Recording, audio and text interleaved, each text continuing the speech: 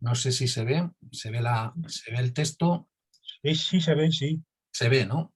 Ahí Sí, tiene que verse un perro en una cerámica, sí, un texto en inglés de Alexander Pope y el título de la charla, ¿no? No hay ningún así problema, es. se ve.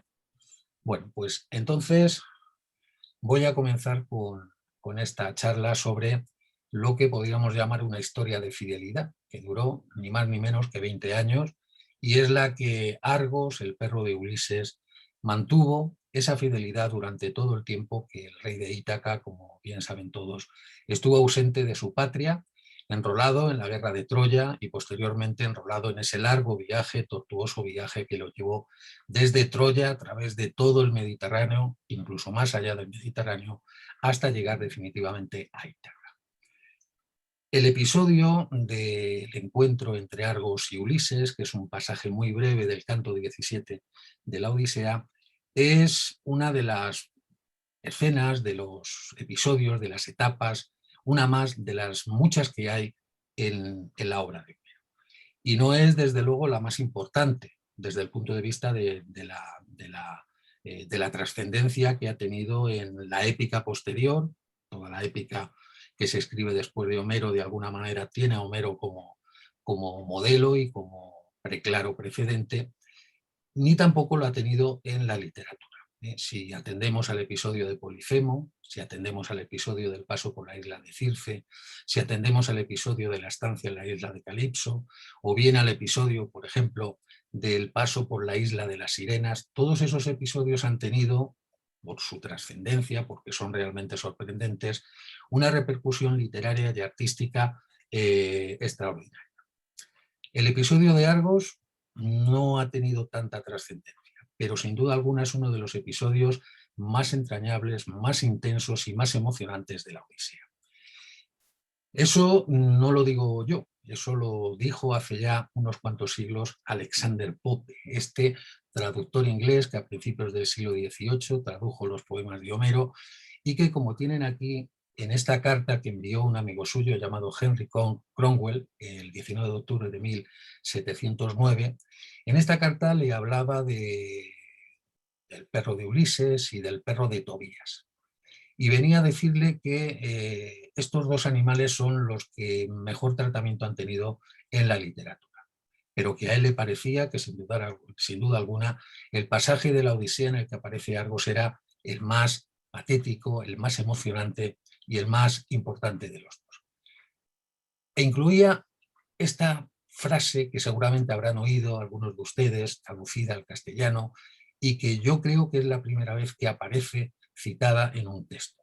En la historia hay más historias de fidelidad de perros que de amigos, que es precisamente el asunto sobre el que voy a hablar, la historia de fidelidad entre Argos y Ulises.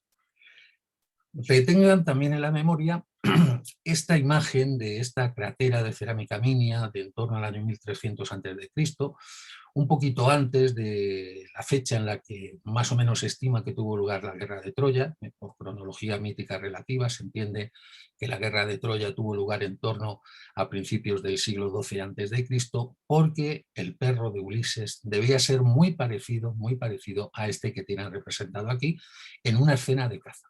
No está completa la imagen, pero este perro, con ese rabo enroscado, con esas orejas puntiagudas, con este tamaño mediano, debió ser o debe ser o es muy parecido a como debió ser el perro de Ulises. Es una cuestión que no nos interesa demasiado si fue de tal raza o de tal otra, pero bueno, que resulta curioso que podamos incluso poder reconstruir o poder adivinar a qué raza pertenecía el perro de Ulises, sobre todo teniendo en cuenta algo de lo que ya desde antiguo se han hecho eco los textos que hablan del perro de Ulises, que pudiera llegar a vivir 20 años, si no 30, porque en algunas variantes sobre la duración de la guerra de Troya y el añadido, el viaje de regreso de Ulises a Ítaca, no serían solamente los 20 años habituales, sino que hubieran llegado prácticamente a 30, porque la guerra de Troya empezó justo después del rapto de Helena, pero no fueron a Troya justo después del rapto de Helena. Ahí hubo un tiempo, al menos 8 años, en que estuvieron dando tumbos de un sitio a otro hasta que por fin partieron de Áulide y llegaron definitivamente a tierras troyanas. Les digo, la historia, el encuentro, la escena de Ulises con su perro es de las más emocionantes, si no la que más, de la Odisea. Podríamos poner un paralelo en cuanto a esa emotividad que presenta esta escena con otra escena de animales que aparece en la Ilíada, y es aquella en la que los caballos de Aquiles lloran por la muerte de Patroclo. Y si esto no es suficiente, quizá podríamos acercarla también a una de las escenas más conmovedoras del texto de la Ilíada, que está precisamente en el último de los cantos de la Ilíada, en el canto 24. Una vez que ha muerto Héctor, Aquiles ha vilipendiado su cadáver, se lo ha llevado a su tienda. Príamo decide salir por la noche y aventurarse a cruzar el campamento griego para pedirle a Aquiles que le entregue el cadáver de su hijo. Y ahí se produce un encuentro que es realmente estremecedor. Príamo suplica, llora, le pide a Aquiles que le entregue el cadáver de su hijo porque le dice que al menos su padre, el padre de Aquiles, Peleo, tiene la suerte de que su hijo está vivo y él, Príamo, rey de Troya, tiene la desgracia de que ha perdido prácticamente a todos los hijos y todavía le quedan unos cuantos hijos por perder. Ha muerto Héctor, morirá París, han muerto otros hijos en las primeras refriegas que se llevan a cabo durante los primeros años del asedio a la ciudad y por tanto le suplica que le entregue el cadáver de su hijo para entregarlo convenientemente. Los dos lloran, los dos llegan a un acuerdo y a cambio del peso de Aquiles en oro, a cambio del peso de Héctor en oro, Aquiles accede a entregarle el cadáver de su hijo. Es una escena tremenda, sobre todo el momento en el que Príamo besa la mano del asesino de su hijo y le pide que le entregue su cadáver. Pues si quitamos estas escenas, hay alguna más, pero sobre todo estas, el llanto de los caballos de Aquiles por la muerte de Patroclo, el llanto de Príamo y la súplica de Príamo ante Aquiles para que le entregue el cadáver de Héctor, esta escena es sin duda alguna de las más conmovedoras, hasta el punto de que un profesor dedicado a la literatura y dedicado también a difundir el interés por la literatura clásica en general, no solamente la grecolatina, sino la literatura clásica de todas las literaturas, incluyó el episodio del encuentro entre Ulises y Argos dentro de estos clásicos para la vida, de esta pequeña biblioteca ideal que planteaba en este libro de reciente publicación. Nucho Ordine decía que entre los muchos episodios célebres de la Odisea, aquellos que se conocen de oídas aun sin haberlos leído, el encuentro de Ulises con su fiel perro Argos ocupa ciertamente un lugar de primer orden. En pocos versos, y ya verán que son muy poquitos los versos, el poeta es capaz de describir con profunda introspección psicológica la mutua fidelidad que liga al perro y al amo, la devoción desinteresada que puede unir a un hombre y un animal. Porque no solamente se trata de la fidelidad, la paciencia de Argos que estuvo tanto tiempo esperando Ulises, sino también la emoción de un aguerrido héroe, de un guerrero como Ulises, que cuando reconoce que el perro viejo sarnoso que está allí tumbado en el suelo es su antiguo perro Argos, él también derrama una lágrima. Es decir, que la emoción es mutua. El perro reconoce al dueño y el dueño reconoce al perro después de 20 años de ausencia. Y para añadir un dato más que hace que, en fin, que resalta, ¿no?, el hecho de que sea una escena que ha impactado en muchos lectores, Nucho Ordine la incluye dentro de esta biblioteca ideal.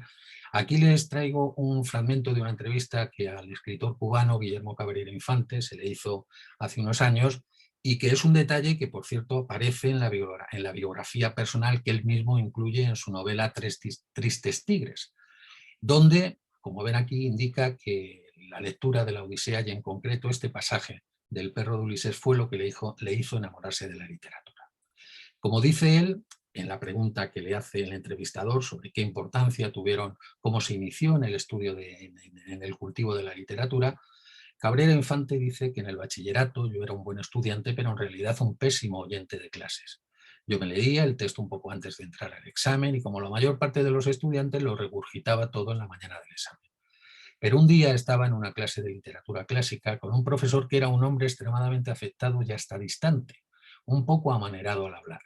Y empezó a hablar de Ulises y llegó a la parte en que Ulises regresa a Ítaca y de cómo solo es reconocido por su perro, Argos, quien al reconocerlo muere. Entonces yo tenía un perro, yo era un gran amante de los perros y a mí me conmovió profundamente este relato y fue para mí un verdadero cambio de vida. Ahí fue donde yo empecé a interesarme por la literatura. Bueno, que ya solamente fuera por esto, la escena de Ulises y de Argos, esta escena de reconocimiento mutuo, merece ocupar un lugar destacado dentro de la tradición literaria del texto de Homero. ¿Cómo? Voy a intentar ejemplificar con algunos de los testimonios que recrean, reescriben o que se apoyan en este pasaje de la Odisea, teniendo como protagonista principal al perro de Ulises. Antes de pasar a la lectura del pasaje en cuestión, que les he traído aquí en la estupenda traducción de Pavón, traducción en verso, en hexámetros castellanos, porque en hexámetros está escrita la obra de Homero. Recuerden que estamos ante un poema épico. Hay que decir que este encuentro se produce en el canto 17 de la Odisea, después de que Ulises haya llegado por fin a Ítaca, y una vez en Ítaca pues haya sufrido esa transformación que la diosa Palas Atenea opera en él, disfrazándolo de mendigo, dándole una apariencia de mendigo para no ser reconocido por nadie. Entonces Ulises se encamina rumbo al palacio y llega a la cabaña del porquerizo Eumeo. Eumeo, el que criaba los cerdos, el porquerizo, el porquero, lo acoge en su cabaña, no lo reconoce, lógicamente, porque esa apariencia que le ha dado Atenea impide que pueda ser reconocido, y entonces allí están hablando entre los dos, y mientras están hablando resulta que aparece Telémaco. Telémaco aparece ahí porque viene de un largo viaje que lo ha llevado a lo largo de los primeros cantos de la Odisea a buscar noticias del paradero de su padre. Ha ido a Esparta, ha ido a distintos sitios, a Pilos, a distintas ciudades, para preguntar qué es de su padre. Y vuelve a Ítaca trayendo noticias, por así decir, frescas, noticias que dicen que Ulises está bien. Entonces, cuando llega allí a la cabaña de Eumeo, se encuentra con su padre, al que no reconoce, y con el porquerizo, hablan entre ellos, y en un momento en el que Eumeo sale de la cabaña para aprovisionarse de leña, Atenea toca con su varita al héroe de Ítaca y le devuelve otra vez la apariencia normal. En ese momento se produce el reconocimiento por parte de Telémaco. Se abrazan, el padre reconoce al hijo, el hijo reconoce al padre y pergeñan el plan para deshacerse de los pretendientes que están dilapidando la hacienda, y es la hacienda de Ulises, ¿no?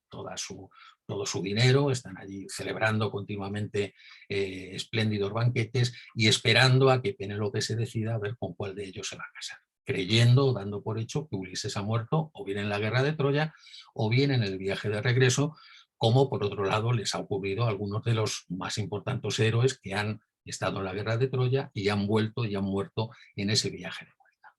El caso es que es primero Telémaco el que reconoce a Ulises, pero lo reconoce gracias a que Palas Atenea le ha devuelto la apariencia normal. Cuando ya va a regresar Eumeo, Atenea vuelve a darle la apariencia de mendigo, de vagabundo a Ulises, y entonces en ese momento parten hacia el palacio, por un lado Telémaco y por otro lado Eumeo y Ulises. Telémaco llega al palacio, se presenta ante Penélope, le da las noticias que traía, de que su padre estaba vivo, noticias que un adivino llamado Teoclímeno ratifica, porque dice que sí, que hay esperanzas en que Ulises esté vivo. Y mientras eso ocurre en el palacio, pues Eumeo y Ulises pues han puesto rumbo al palacio, y de nuevo en ese camino pues encontramos otro indicio de que Ulises, vestido de pordiosero, no puede ser reconocido por nadie. Se encuentra con un sirviente llamado Melantio, que le increpa, le insulta, incluso intenta pegarlo porque no ha reconocido en ese pordiosero a su dueño, y Ulises le dice que si estuviera vivo el amo no haría esas cosas. Y efectivamente, cuando después ya se produce la lucha contra los pretendientes, Melantio va a ser uno de los que van a morir a manos de Ulises. Por tanto, digo este detalle para que vean que es imposible reconocer a Ulises disfrazado de mendigo. Eumeo no lo hace, Melantio no lo hace, y Telémaco lo hace gracias a que Atenea le ha devuelto su apariencia original. Pues cuando ha pasado esto, y por cierto que Ulises en este camino que lo lleva con Eumeo hasta el palacio, se provee de un bastón, de una especie de palo, que va a ser que es habitual en la iconografía de Ulises, disfrazado de mendigo. Suele llevar el famoso gorro, el pileus, y este palo en el que se apoya, este cayado en el que se apoya, y de esta manera llegan al palacio, a las puertas del palacio, y ahí es donde tiene lugar, antes de entrar al palacio, el encuentro con Argos. Y aquí ya le damos la voz al poeta, le damos la voz a Homero para que nos cuente en este pequeño puñado de versos ese encuentro emocionantísimo entre Argos, que recordemos llevaba 20 años esperando a su amo, y Ulises, que llevaba 20 años esperando regresar a casa. El fragmento en esta, como digo, estupenda traducción de Pavón, de José Manuel Pavón, dice de esta manera: tal hablaban los dos entre sí cuando vieron un perro que se hallaba allí echado e hirió su cabeza y orejas. Era Argo, aquel perro de Ulises paciente que él mismo allá en tiempos crió sin lograr disfrutarlo, pues tuvo que partir para Troya sagrada. Los jóvenes luego lo llevaban a cazas de cabras, cervatos y liebres, mas ya entonces ausente su dueño yacía despreciado sobre un cerro de estiércol de mulas y bueyes que habían derramado ante el porche hasta tanto viniesen los siervos y abonasen con ello el estento jardín. En tal guisa de miseria cuajado se hallaba el canaro. Con todo, bien a Ulises notó que hacia él se acercaba y al punto, coleando dejó las orejas caer, mas no tuvo fuerzas ya para alzarse y llegar a su amo.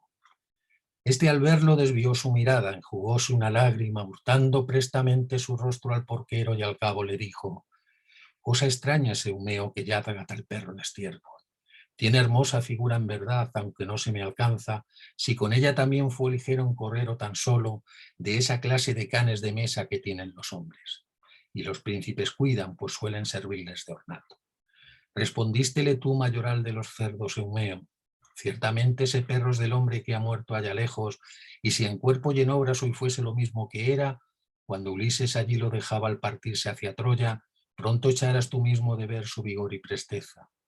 Animal que siguiese a través de los fondos umbríos, de la selva jamás se le fue igualera en rastreo, mas ahora su mal le ha vencido, su dueño halló muerte por extraño país, las mujeres de él no se acuerdan ni le cuidan, los siervos, si falta el poder de sus amos, nada quieren hacer ni cumplir con lo justo, que Zeus el tonante arrebata al varón la mitad de su fuerza, desde el día en que el héroe hace presa la vil servidumbre.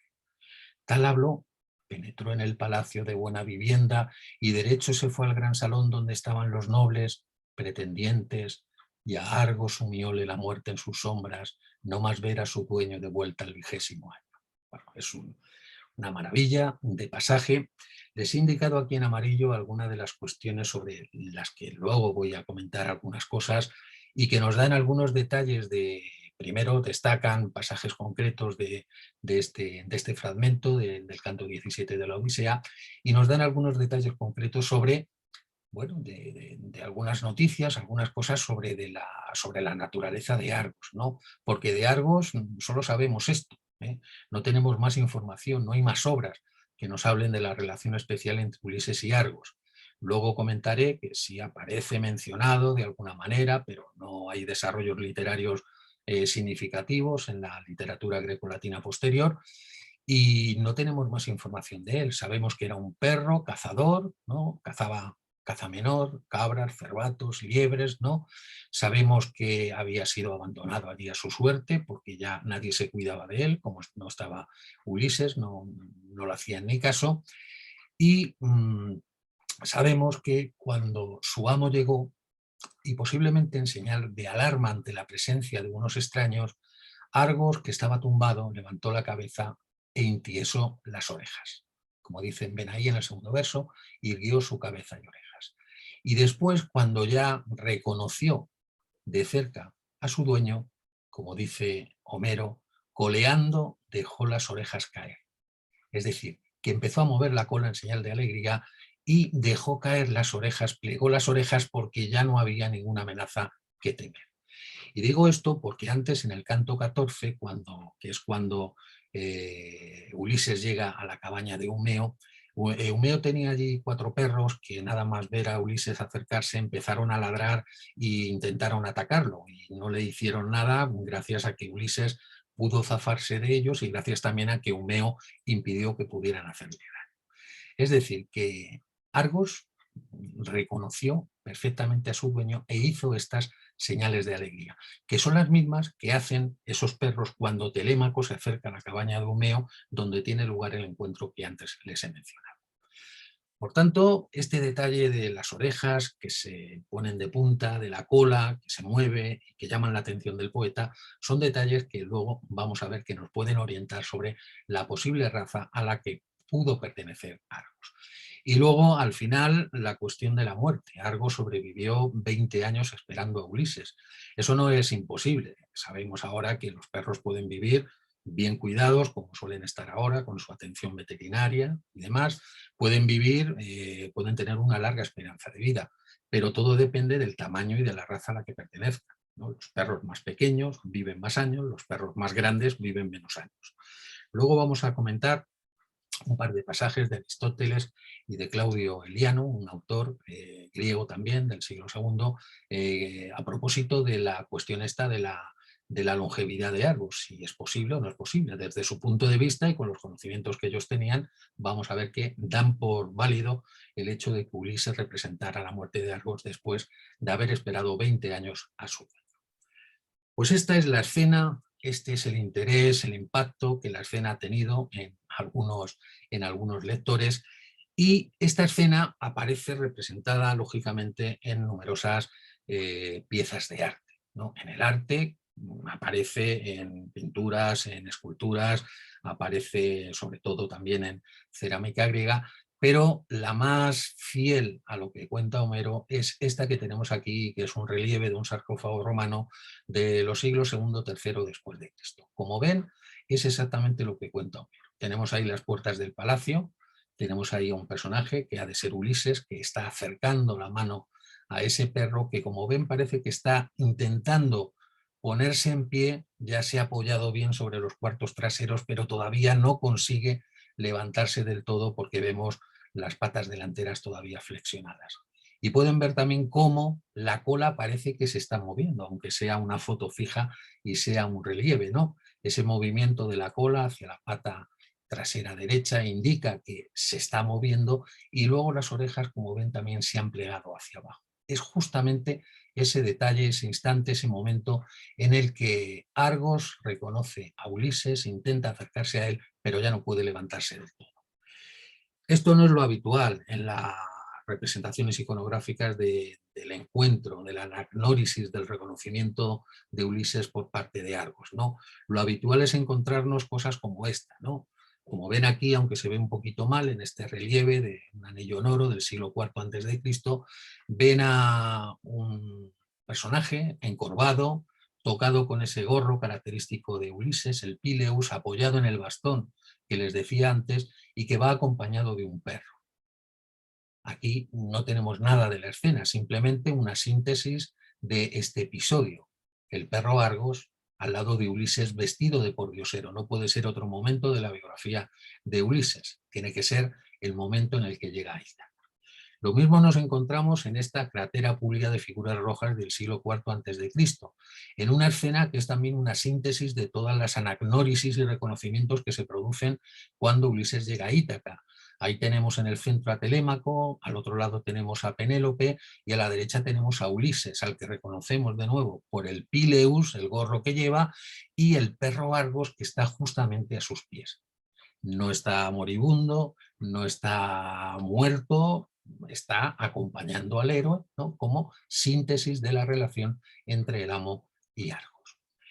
Lo mismo tenemos aquí, en este bronce etrusco, que es la cubierta de un espejo del siglo III a.C., donde vemos a la izquierda a Ulises, también caracterizado con el gorro que hemos dicho antes, a la derecha tenemos a Penélope, y entre ambos, como ven ahí en el rectángulo amarillo que les he puesto, se encuentra el perro de Ulises, Argos.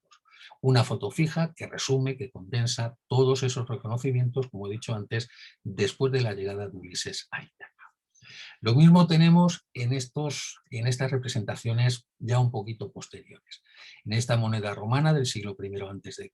vemos casi lo mismo que veíamos en ese relieve de ese anillo de oro.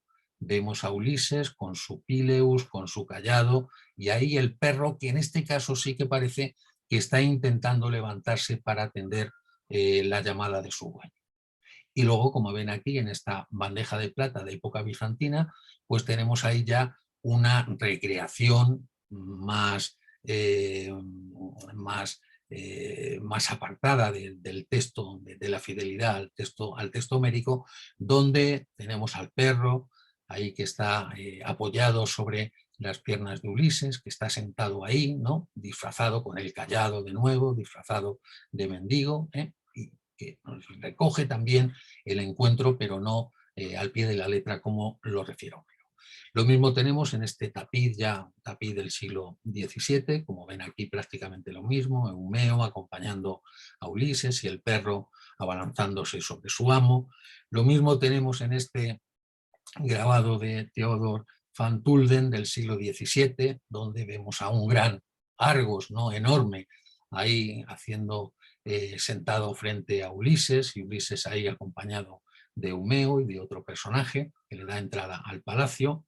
Lo mismo tenemos en estos dibujos y cuadros de uno de Bonaventura Genelli, donde vemos a Eumeo y a Ulises ahí al lado de Argos, o en este de Britton Rivière, donde vemos a Ulises mirando a Argos que yace tendido en el suelo, como ven son más o menos fieles a lo que cuenta Homero, y lo mismo tenemos, pero ya con otra recreación también en el ámbito de la escultura. Así lo vemos en esta escultura del siglo XIX, atribuida a Jean-Joseph Spercier, donde claramente se está recogiendo de una manera mucho más plástica, mucho más libre, cómo Argos reconoce a Ulises y está lamiéndole el pie. Algo que no cuadra, que no es fiel con lo que cuenta Homero, pero que recoge también la alegría del reconocimiento y el encuentro entre estos dos personajes. Y por último, de una forma más minimalista, podríamos poner como ejemplo de esta tradición iconográfica de Argos en el arte, pues esta ilustración de John Flaxman para las traducciones de la Odisea del año 1793, donde con una línea sencilla se nos recoge el momento en el que Argos muere. Argos está muerto y Ulises, vestido de mendigo, con el cayado, como hemos dicho antes, pues está contemplando a su fiel perro ahí una vez que ha muerto. Pues estas serían las representaciones de esta escena, que como ven no son pocas, hay unas cuantas más, solamente les he traído una pequeña selección, sobre el momento que acabamos de leer. Y como les decía antes, ¿qué sabemos de Argos?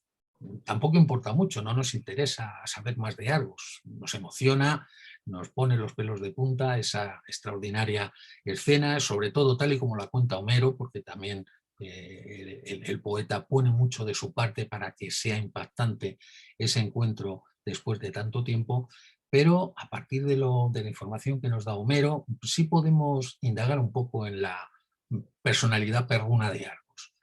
Por ejemplo, su nombre. Está claro que el nombre de Argos está relacionado con un adjetivo griego que es argos, en cualquiera de las dos acepciones que tiene este adjetivo en griego.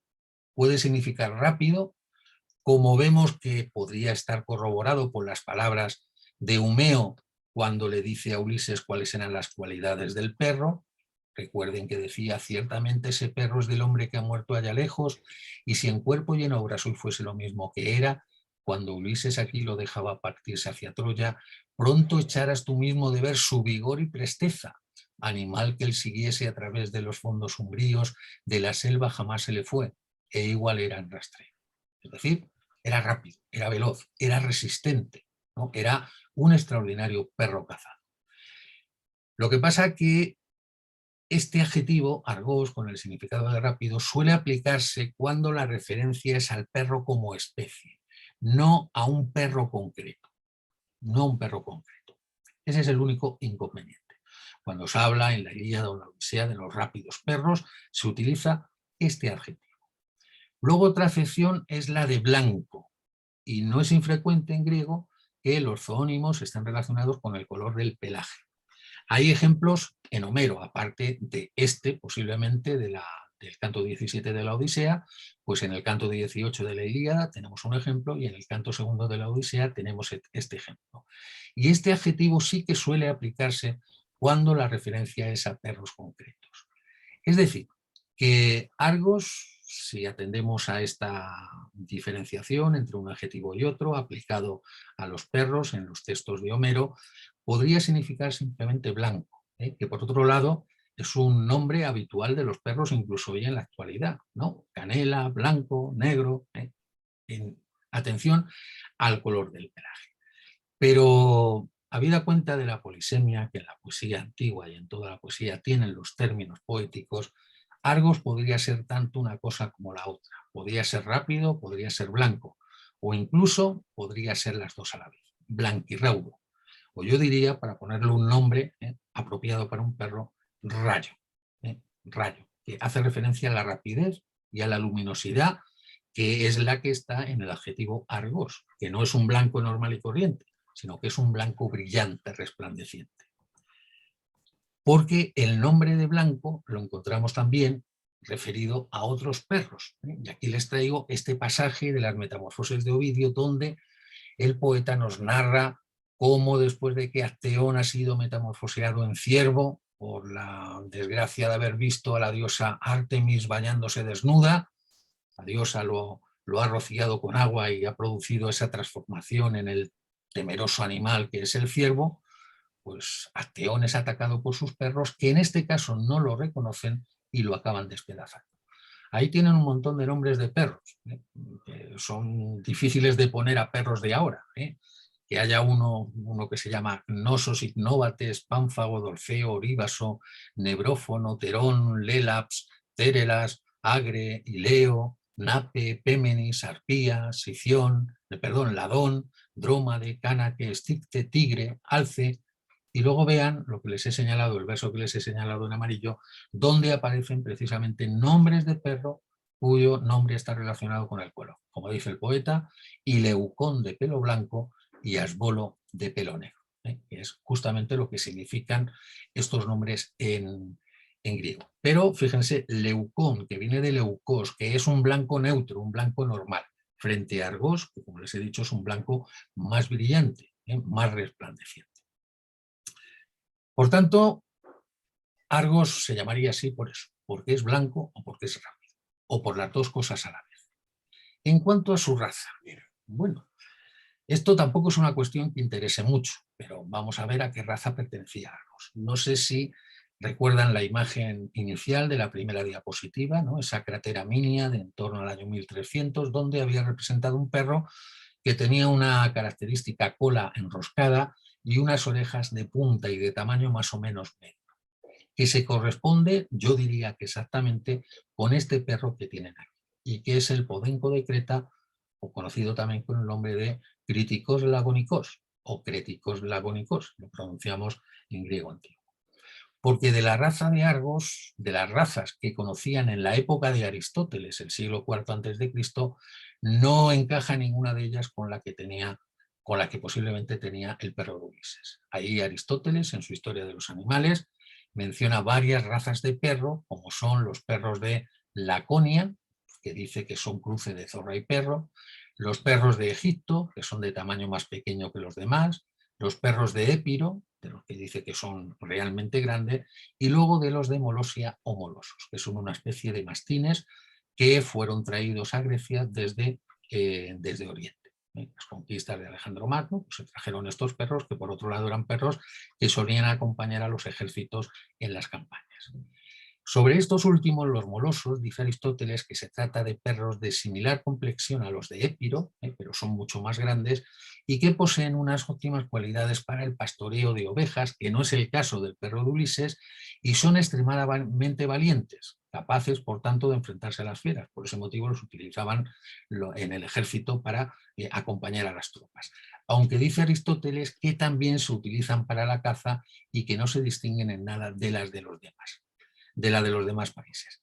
Esto es bueno, una apreciación de Aristóteles que que podría hacer pensar que el perro de Ulises sería un moloso, por su tamaño y porque es un perro cazador.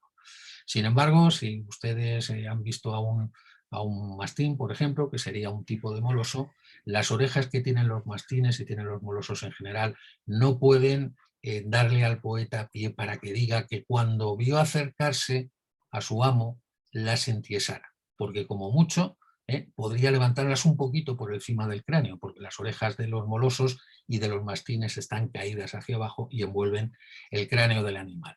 Esas orejas tienen que ser unas orejas como las de los galgos, como las de los podencos, que tienen plena capacidad para entiesarse, para ponerse de punta ante cualquier signo de alarma o en un gesto de alegría.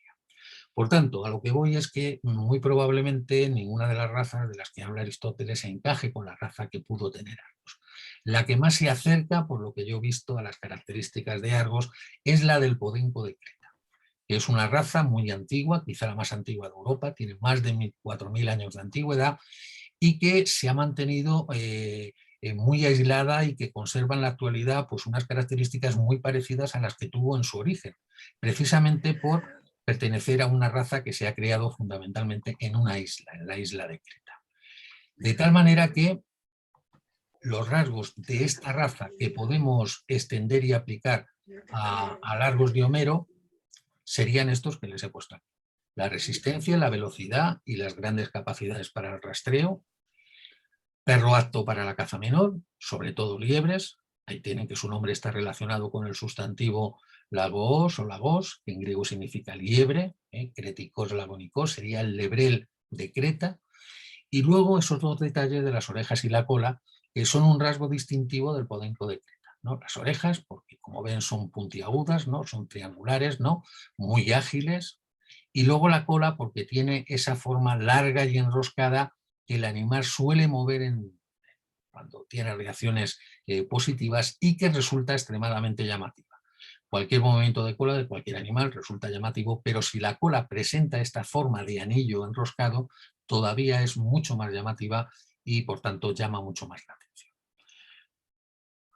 Así es que Argos el Blanco, Argos quizá podenco de Creta, Argos que vivió 20 años. Si vivió tanto tiempo tuvo que ser un perro de ese tamaño. No pudo ser un moloso ni un perro demasiado grande.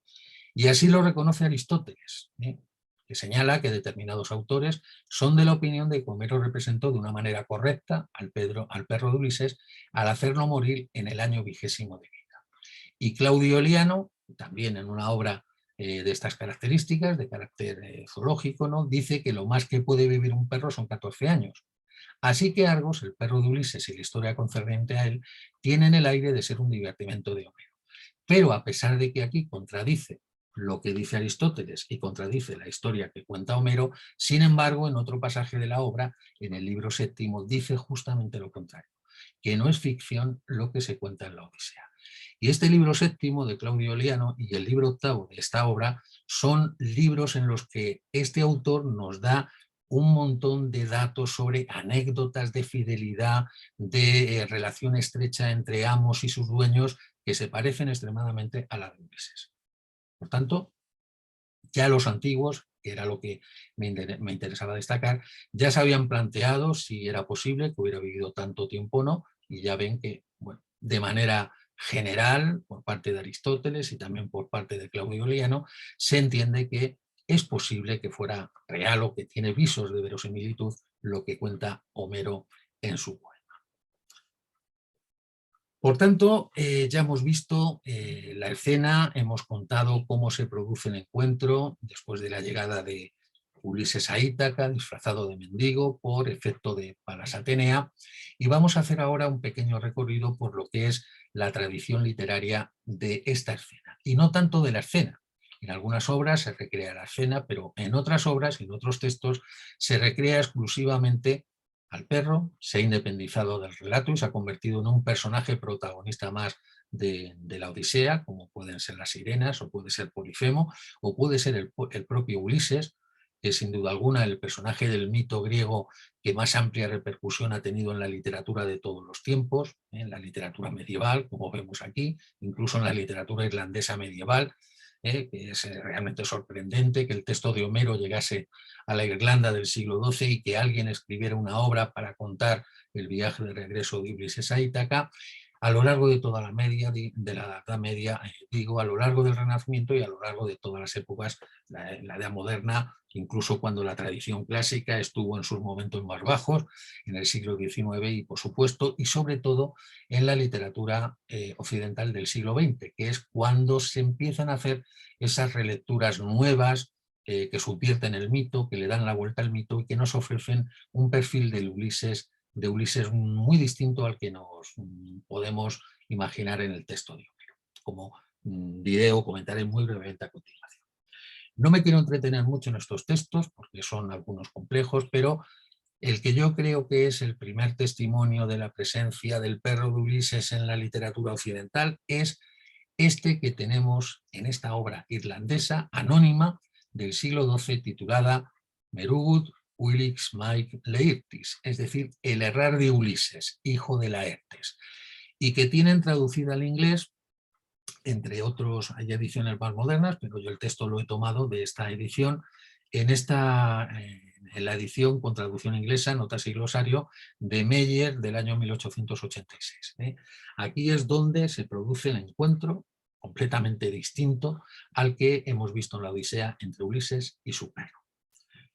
¿Qué se nos cuenta aquí? Pues bueno, en esta obra se nos cuenta la Odisea, pero de una manera muy resumida, muy sintética y mezclada además con numerosos elementos folclóricos del folclore irlandés que hacen que el relato sí sea o repose o tenga que ver con el texto de Homero, pero que se aparte en numerosos momentos de la Odisea. Además es extremadamente breve, no cabe todo el texto de Homero en una obra tan breve. Bueno, pues cuando se produce el encuentro entre el Ulises de esta obra y Penélope, después de una serie de vicisitudes que no vienen al caso, Ulises se presenta diciendo que es el rey de Ítaca. Aquí no hay posibilidades de confusión, no se presenta disfrazado, directamente dice que él es Ulises, el rey de Ítaca, y entonces Penélope, aunque bueno, pues lo recuerda y le cree, no se lo cree del todo, porque le extraña, como tienen ahí al principio del texto, de que si realmente es Ulises no haya preguntado por su perro, que por cierto en este texto no es un perro sino que es una perra. Entonces Ulises se extraña y dice, bueno, pero ¿cómo es posible? Es que todavía vive el perro, vive la perra, después del tiempo que ha pasado fuera. Que por otro lado no sabemos cuánto ha sido, porque en la Odisea de Homero y en el relato del viaje de Ulises del mito clásico sabemos que ha estado 20 años, bueno, más o menos 20 años, pero en este relato no queda claro si han sido 3 años, que son los años que tarda en llegar desde el último lugar en el que estaba Ulises hasta Ítaca para encontrarse con Penélope, o si hay que añadir algún año más del largo periplo que lo ha llevado hasta allí. Pero bueno, se extraña de que todavía esté vivo. Y entonces Penélope le pide que le describa al animal y Ulises describe al animal dando esta descripción que es un tanto extraña, ¿no? Diciendo que el animal dice, menciona los costados blancos, el lomo morado, el vientre negro azabache y la cola verdosa. Esa es la descripción que hace en ese primer texto que he resaltado en amarillo, ¿no? Y efectivamente dice ella que esa es la descripción del perro. Pero lo más extraño y lo más sorprendente de este pasaje es que la perra, insisto, ya no es un perro, sino que es una perra, no se encuentra allí abandonada, no se encuentra allí olvidada por todo el mundo, sino que está guardada por 4 sirvientes que la tienen encadenada lejos de la presencia de Ulises y de Penélope, y que cuando oye la voz de su amo, cuando la van a llevar para que la vea Ulises, los tira por el suelo y se abalanza sobre Ulises lamiéndole la cara. Es decir, que es una escena muy parecida a esas otras representaciones de la escena homérica que hemos visto y que recrean, ¿no?, de esa forma el encuentro entre Ulises y el perro. Y además, a diferencia del texto de Homero, aparte de la descripción del animal, aparte de que es una perra y aparte de que la perra no está allí tumbada, sino que está atada y ha sido cuidada convenientemente tanto por Penélope como por los sirvientes de la casa, a diferencia de lo que decía Homero, pues aquí la descripción del animal no la hace Eumeo. Lógicamente no hay un Eumeo ni hay un sirviente que describa al animal, sino que es el propio Ulises el que nos describe cómo era el aspecto que tenía esta perra.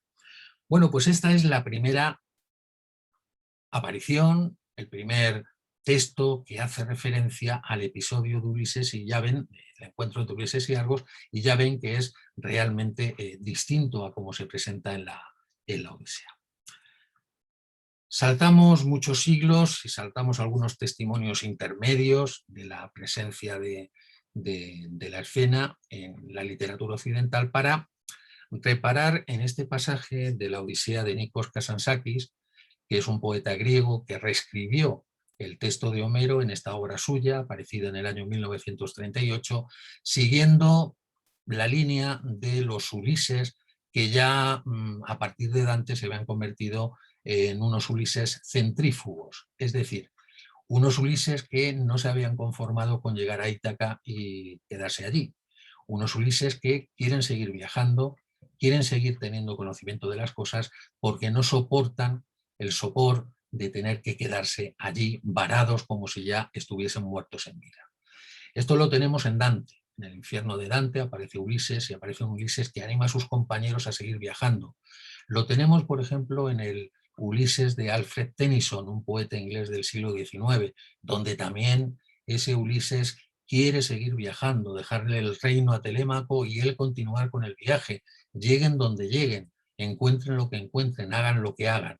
Y lo tenemos también, por ejemplo, en un poema largo titulado El último viaggio, del poeta italiano Giovanni Pascoli, donde también nos presenta a un Ulises que hace el viaje en dirección contraria a ese viaje que lo había llevado de Troya hasta Ítaca. Pero es un Ulises que sigue viajando. En el caso del Ulises, de la Odisea de Kazantzakis, tenemos exactamente lo mismo. Este Ulises no quiere permanecer en Ítaca y lo que hace es lanzarse otra vez al viaje, lanzarse otra vez a seguir conociendo cosas, visitando los lugares que ya había conocido cuando regresó a Ítaca y también adentrándose por otros lugares desconocidos hasta que encuentra un sitio donde esperar plácidamente la muerte. Que la muerte lo sorprenda viajando, que la muerte lo sorprenda lejos de Ítaca. Y entonces, cuando ya ha encontrado el lugar adecuado, estamos como ven en la Rasodia 24, que es justamente el final de la obra, el personaje de Argos, el perro, aparece en otro momento, en la Rasodia 21, pero es un momento, es una vocación de la figura del perro. Aquí en la Rasodia 24, justo al final del poema, se produce la muerte del Ulises de Kazantzakis y entonces lo que hace Ulises es invocar, llamar a todos aquellos que han sido importantes en su vida para que asistan, que lo acompañen en el momento último de su muerte.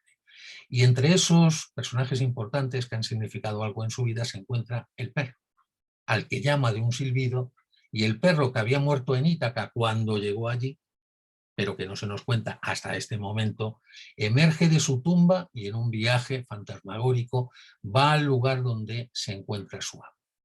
Y entonces cuando llega hasta allí, y nos fijamos justo en este detalle, nos dice el poeta del perro que ha llegado hasta donde está Ulises. Aún sangre tenía el cuello tibio de cuando las uñas del señor lo agarraron sin piedad en uno de los patios para que de gozo no ladrara y los soberbios pretendientes no supieran que el dueño de casa había llegado. Bien distinguieron los ojos legañosos a Odiseo y se le arrastró gimiendo con queja inexpresable y temblando se entremetió en sus pies y los talones le lamía. Pero el terrible cazador se bebió los sollozos en secreto, asió ese cuello sucio que seguía aullando y nuestro fiel lebrel muerto se derrumbó. Y aún el triste rabo se estremetía por la dicha. Coral volviéronse los rasguños, orgullo del santo cuello, y en el medio una perla, la lágrima de la. Como ven, muere también Argos, pero no muere por viejo, ya había muerto, ¿no? Vamos, ya estaba muerto, muere en este momento que nos evoca cuando Ulises va a morir, ¿no?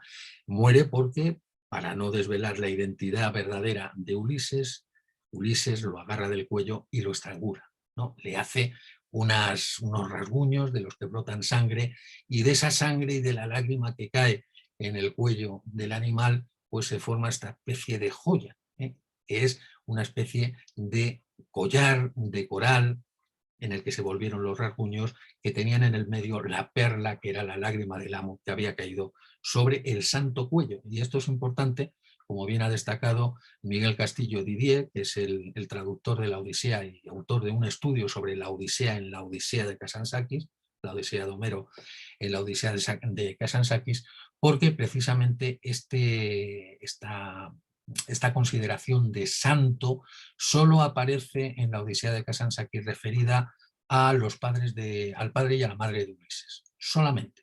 Anticlea y Laertes son llamados santos, se santifican igual que lo hace con el perro. Por tanto, esto es un detalle también que muestra la importancia que tiene el perro en la obra de Kazantzakis para el personaje de Ulises y que la tiene también en el texto de Homero, pero donde pues, aparece mucho más desdibujada esa importancia, porque la escena es mucho más concreta y más sintética. Otro ejemplo de la presencia de la escena y de la transformación que se produce en la escena y en el personaje de Argos lo tenemos en esta obra de más o menos la misma época, un poquito anterior, del escritor francés Jean Genot, que es El nacimiento de la Odisea. Esta es una obra mucho más libre, más contestataria y más subversiva con respecto a lo que cuenta Homero en la Odisea. En realidad la obra es prácticamente una parodia del poema homérico. Aquí además se cambian muchas cosas, porque aquí el Ulises que aparece no es el Ulises que viene de Ítaca, que tarda 10 años, y que viene de Troya y tarda 10 años en volver a su casa, sino que es un Ulises que ha pasado esos 10 años después de la guerra de Troya yendo de un lugar a otro sin hacer absolutamente nada, y que se ha apropiado de esas leyendas que son de otros y se las ha adjudicado a sí mismo. Y entonces llega el momento de presentarse ante Penélope y no sabe exactamente qué hacer. Y por eso, cuando llega a Ítaca, pasa la noche escondido en una cabaña, dándole vueltas a la cabeza sobre qué justificación le va a poner a Penélope para justificar que ha estado 10 años por ahí dando tumbos y que no ha regresado a casa. Y entonces, cuando llega la mañana, se levanta, se encuentra de pronto con lo que es su tumba, porque todo el mundo cree que ha muerto. Y allí en la tumba hay un epitafio. Y mientras está leyendo el epitafio, de pronto aparece la mascota equivalente a Argos del relato de Homero, que Ulises había regalado a Telémaco cuando era pequeño y que todavía está viva. Pero esa mascota no es un perro. Esa mascota es, como tienen aquí en el texto original de Genot, una pie, es decir, una urraca. Una urraca ya vieja, una urraca ya llena de impedimentos físicos, que se llama Margotón. Esta urraca lo reconoce. Esta urraca salta sobre la espalda de Ulises. Ulises la reconoce también, la acaricia, llora sobre ella, pero en el momento en el que la urraca empieza, como tienen ahí, a picarle alegremente los dedos y empieza a mostrar pues, unas señales de cariño inequívocas de que ha reconocido a su dueño, al Ulises que entonces se la regaló a Telémaco, en ese momento aparece Antino, que recordarán que en la Odisea es el más importante de los pretendientes y el primero que podía optar a casarse con Penélope, y que en esta versión de Genot se ha convertido en el esposo de Penélope. O sea que aquí no hay lucha contra los pretendientes. Penélope se ha casado con Antino, porque se considera que Ulises ha muerto, y ante la presencia de Antino, como dicen ahí, ven ahí al final del texto, una montaña de fuerza, ¿no?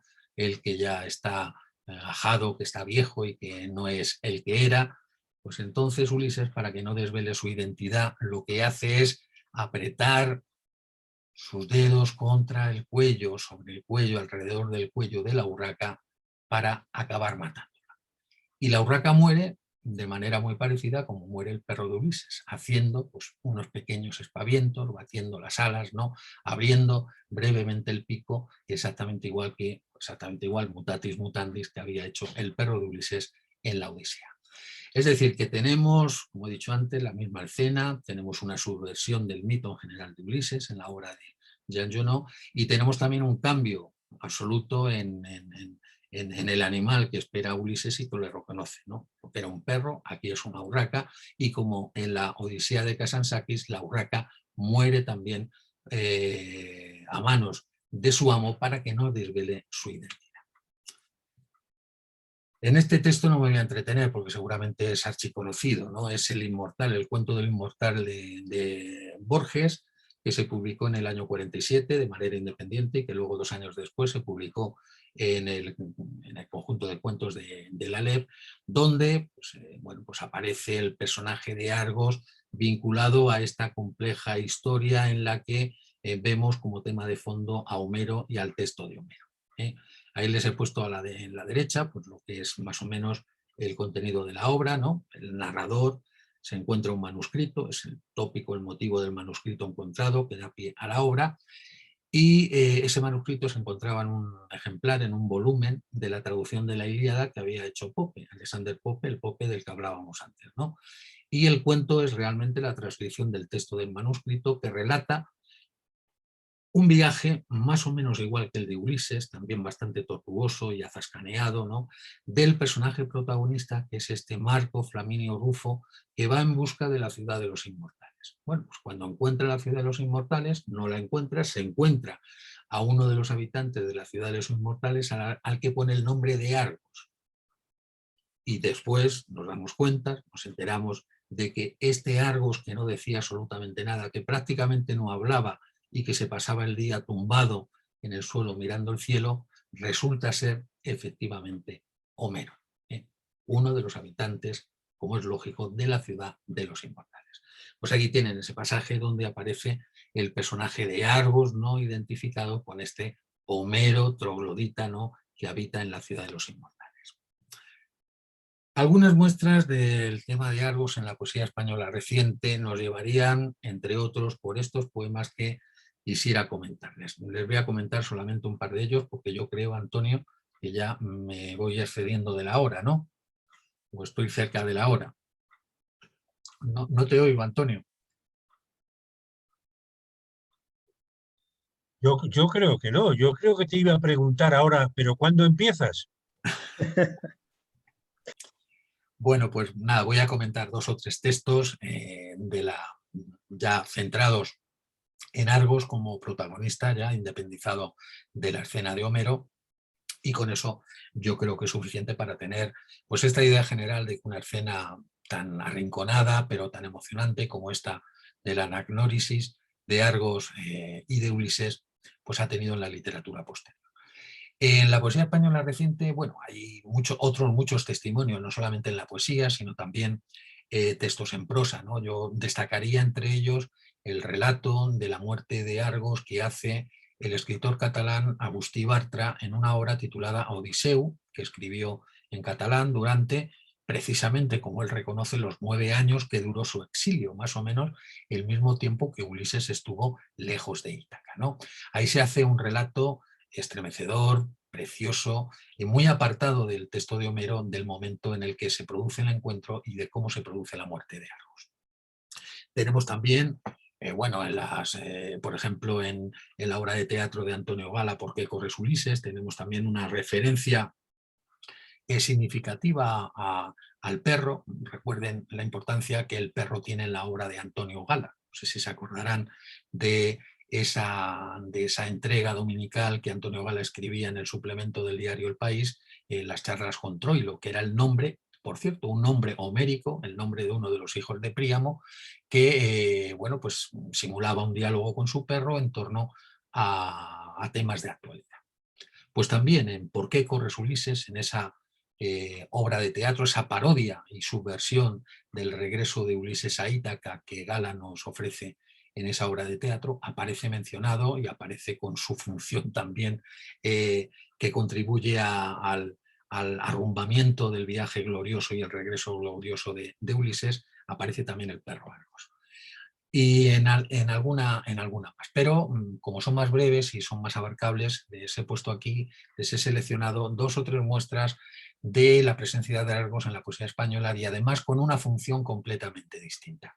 Porque Argos, que está subordinado al personaje de Ulises, en buena parte de la tradición, como hemos visto, sigue subordinado al personaje de Ulises. Es especialmente en la poesía donde Argos se convierte en un personaje más, se independiza y se le da la vuelta, por así decir, a la tortilla. Argo es el perro de Ulises, no es Ulises el dueño de Argos.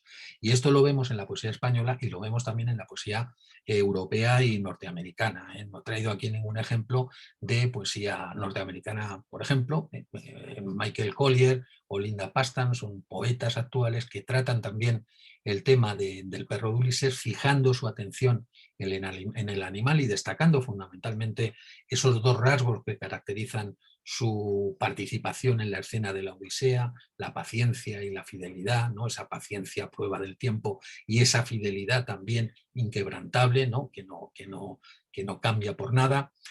Y luego también un ejemplo muy bonito lo tenemos en un poeta irlandés llamado Michael Longley, que recurre mucho al tema troyano y tiene un poema dedicado a Argos en el que a Argos le da una simbología especial muy relacionada con la poesía antibelicista y la poesía en contra de todo lo que suponen exclusiones y exilios, en la que Argos pues, se convierte en un arquetipo y en un símbolo que el poeta utiliza. Aparte de eso, en la poesía española tenemos lo mismo.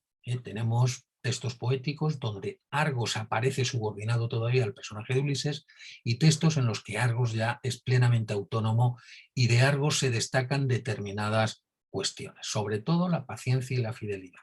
O bien Argos se convierte en un término de comparación para resaltar las actitudes y la fidelidad del propio perro, de la propia mascota del poeta. Un ejemplo de Argos como un personaje más subordinado a Ulises que contribuye en un texto poético a ver negativamente el viaje de regreso del héroe a su casa, lo tenemos en este estupendo poema de Carlos Clemenson. Un poema incluido en ese libro que tienen ahí, Archipiélagos, y titulado El viajero. Es un poema que reconocemos claramente que se está refiriendo a Ulises, pero es un poema en el que claramente el poeta ha evitado colocar cualquier referencia directa a nuestro personaje. Lo ha titulado El viajero, se podía haber titulado Ulises. Menciona al perro, podía haber dicho Argos. Menciona a otros personajes de otros episodios de la Odisea, pero no los llama por su nombre. Y fíjense que al final utiliza el único nombre que no debería utilizar y que Ulises utilizó cuando se encontró con Polifemo. Cuando Polifemo le dijo, ¿quién eres tú?, Ulises le dijo, soy nadie, soy Utis, Udeis, nadie. Pues eso es lo único que nos permite, aparte de otras cosas, lógicamente, identificar a este viajero con Ulises. Es decir, que Carlos Clemenson plantea un viaje que es un fracaso. Ulises, tan glorioso, tan heroico, tan guerrero, tan venido de la guerra de Troya, con una fama que le precede de tantas aventuras vividas, resulta que llega a su casa y nadie se acuerda de él. Han pasado 20 años y ni siquiera su perro ha salido a recibirlo. Por eso dice, ha venido esta noche. El perro había ladrado por un rato en la sombra y luego extrañamente se cayó en el silencio. No sabemos si el perro es que se muere o el perro se calla porque no reconoce al que viene. Pobre y casi desnudo, el mar había labrado hondos surcos de tiempo sobre su enjuto rostro de marino o pastor quemado por los soles y dejado en sus párpados un rojor de salitre. Nadie le conocía, quizá estuviera loco. En su delirio hablaba de sirenas y monstruos, de un solo ojo enorme, de héroes y de naufragios, de aventuras horribles en las que él tuvo parte. Decía que en un tiempo él fue rey de esta isla. Aquí ni a los más viejos le sonaba su nombre. Quizá no fuera nadie. El viento que del mar sopla en las largas noches se ha vuelto con las sombras. Bueno, pues típico poema, característico poema de estos que nos ofrecen esta visión del fracaso, del regreso y que le quitan lustre al personaje heroico. Esto es algo habitual en el tratamiento literario de la mitología clásica, sobre todo en el siglo XX. Esta desmitificación de los personajes del mito, este hacerlos bajar de su pedestal y convertirlos en personas normales y corrientes o incluso en personas que están por debajo de las personas normales y corrientes. No, el viaje de Ulises aquí es un fracaso. El viaje de Ulises no ha merecido la pena. el viaje de Ulises no ha servido para nada, solo para que uno se haga viejo y solo para que cuando llegue a su hogar se encuentre con que todo ha cambiado por completo. Recuerden a este respecto, aquí resuenan en muchos de estos textos esos otros Ulises que he mencionado antes, el de Jean Genot, el de Kazantzakis, y sobre todo resuena el Ulises o el viaje de Ítaca de Constantino Cavafis, ¿no? Especialmente en el poema sobre Ítaca más conocido de Cavafis, ¿no? Este que plantea la idea de que lo importante no es apresurarse en el camino, sino viajar despacio y cuando lleguemos, hemos llegado, ¿no? Lo importante es el camino, no es la meta. Porque cuando llegamos a la meta nos encontramos con lo que Carlos Clemenson y otros muchos nos pintan aquí, que resulta que no ha merecido la pena. Bueno, pues este es un texto muy bonito donde aparece ahí incidentalmente el perro sin mencionarse, pero que es un elemento más que contribuye a esta visión de fracaso que tiene el viaje de Ulises. Aquí tienen un poema también de un poeta actual, fallecido recientemente, Jacinto Herrero Esteban, titulado La herida de Odiseo. El poema no tiene título, es uno de los episodios que incluye este poeta en esta obra, con la que intenta buscar el fondo humano que hay en el personaje del mito. Intenta hurgar, limpiar, quitar todo lo que tiene de heroico, todo lo que tiene de impostado y buscar el fondo de la persona que pudo ser Ulises. Y entre esos poemas que intentan contribuir a esa búsqueda del Ulises más humano, nos encontramos con este poema en el que aparece el perro Argos. Y que tiene una función muy curiosa. Les leo el poema y ahora lo comentamos, se lo comento brevemente. Micenas es la capital de Argos, son endecasílabos blancos, un poema que tiene un ritmo muy, muy conseguido. Micenas es la capital de Argos y el fatuo Agamenón, rey de Micenas. Odiseo llamó a su perro Argos y recordaba así a los poderosos que llegaron a Ítaca a rogarle su presencia en la guerra. Ladró Argos, avisador triscando entre sus piernas. Mas la aventura lo tentó y ausente Argos se cuidaría de la casa. Y todos conocimos su retorno. Aquel mendigo astroso, claudicante, se acercaba hasta Argos en el cimo. Movió este la cola cuando el aire trajo el olor cercano de su amo. Le entregaba su casa con vergüenza de haber dejado entrar depredadores. En la sala no se atrevió a moverse. Odiseo dejó caer sus lágrimas en la sucia cabeza de su amigo, Argos muerto a sus pies, y él ignoraba que Agamenón murió de horrible muerte. Aquí el perro Argos ocupa la parte central del poema, y eso no es ocioso, porque Argos es el que permite humanizar al personaje de Ulises. Aquí se están confrontando dos héroes ilustres que participaron en la guerra de Troya. Agamenón, el rey de Micenas, Micenas, ciudad del reino de Argos, y Ulises, dueño de Argos. Fíjense qué diferencia. Agamenón, dueño de Argos y de Micenas, Ulises, dueño de Argos y de Ítaca. Precisamente esta mención de Argos hace que Ulises quede humanizado con respecto al personaje de Agamenón.